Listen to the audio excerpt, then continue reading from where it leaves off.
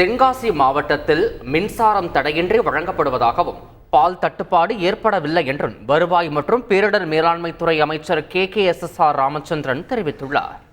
நெல் பயிர் 3009 ஹெக்டேர், மக்காச்சோளம் 4200 ஏக்கர், பயிர் வகையில் உளுந்து இந்த வகையில் பார்த்து சொன்னால் 13800 ஏக்கர், மொத்தம் 21222 ஏக்கர் நேற்று வரைக்கும் கணக்கு எடுத்திருக்கோம்.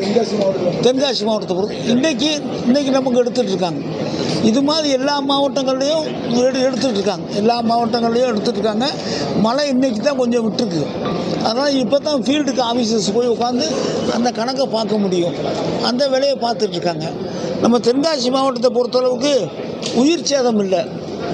கால்நடைகள் 2 மட்டும்தான் சேதம் அடைஞ்சிருக்கு.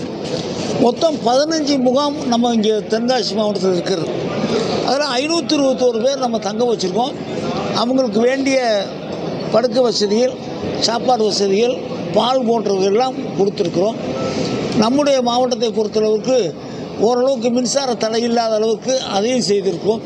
பால் தட்டுப்பாடு இல்லாத அளவிற்கும் அதையும் நாங்கள் கவனித்து கொண்டிருக்கிறோம். செய்திகளை உடனுக்குடன் தெரிந்து கொள்ள உடனே சப்ஸ்கிரைப் பண்ணுங்க.